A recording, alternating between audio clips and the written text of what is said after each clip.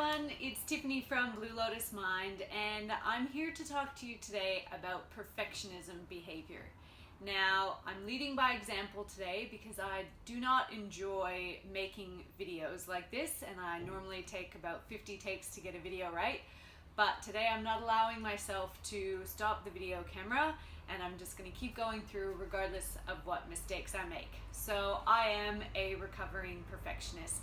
So I completely understand where all you other perfectionists out there are coming from. So I just wanted to talk quickly today about what our perfectionist behavior means and how we can overcome it, because perfectionist behavior causes a lot of stress in our life, but it also causes us to stay small and to not go after the bigger dreams or the things that we really want in our life. So where does perfectionism behavior come from? In my experience, people who are perfectionists, they are coming from one of three fears. So yes, perfectionism is coming from a fear. So the first fear is a fear of not being good enough.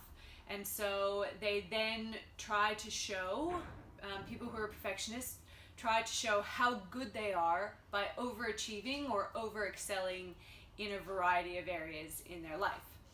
The second is a fear of being judged or a fear of not being loved. So oftentimes we, as perfectionists, can believe that if we can just make everything good for everybody else and almost rescue them in a way, and go well and above their expectations and provide excess for them, that they'll have to love us or they won't be able to judge us. But all this does is it creates expectations on us to continue achieving those standards, which then leads to stress, anxiety, and in a lot of cases depression for the perfectionist. So it's not necessarily that we can blame the person who's expecting us to be perfect when we've been demonstrating that behavior all along.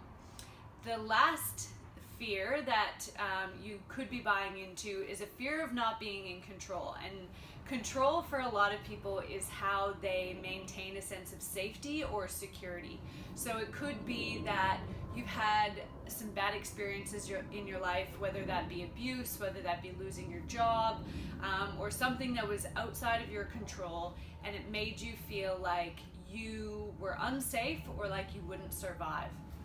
So what we can do is we can adopt these perfectionist behaviors to then attempt to control everything in our environment, so that if we are in control, then our safety and our security isn't up to anybody else. Now, these fears may be our own, but they may also be passed down to us from our parents. So if we had a parent who was a perfectionist, we may have adopted that behavior as a way of getting them to love us, or because that's all that we know. If you had a parent that you view as an extreme screw up, you may then have rebelled against them and become a perfectionist to be nothing like them. But again, that'll generally be coming from one of the three fears. So to recap, the fears were not being good enough, that you would be judged or unloved, and that you wouldn't be in control or you wouldn't be safe. So how do we move past these perfectionist behaviors so that we can actually go after our dreams and goals, and we can leave the pain of stress and anxiety and depression behind? As somebody who has gone on this journey myself, I just want to say that you don't need to change everything overnight. It's important that you take this slow and start with small steps.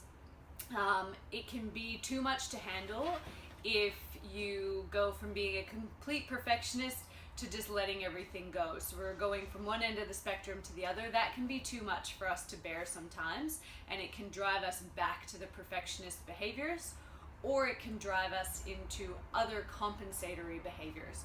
So what we want to do is just break it down and take small steps, just like you would with any other goal in your life.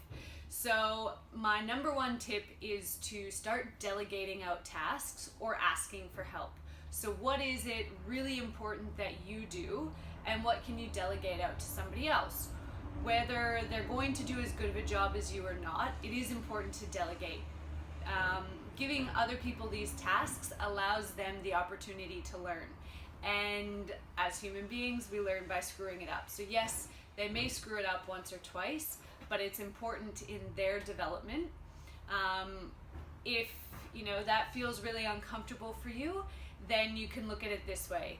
If you continue to be a perfectionist, then you are taking away somebody else's opportunity to learn and to grow and to develop. And so for me, that really helped when I stopped looking at it as, well, they can't do as good of a job as me, so I might as well just do it. And I turned that around to, well, I'm being a little bit selfish if I take this opportunity away from them and I don't allow them the time and the space and the mentoring to grow and develop in that role. Now, it's also important to know that you can't go from never letting somebody help at all to leaving them completely on their own.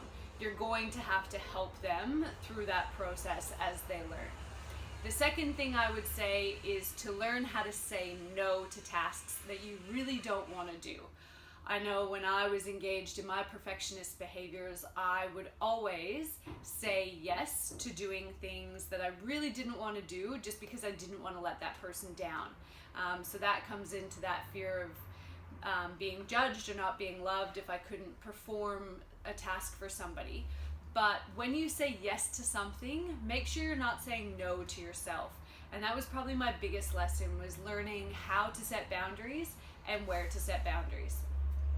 Sometimes it may be appropriate to say just a flat out, no, I'm not interested, or no, I'm not able to help you at this time. And sometimes you may just have to do a little bit of negotiation. So if somebody wants you to help them move house on a certain day, but you had plans, you might just say something like, look, I really appreciate that that's the day you're going to move, and I would like to help you. However, I'm not available on these times, but I could help you on these times.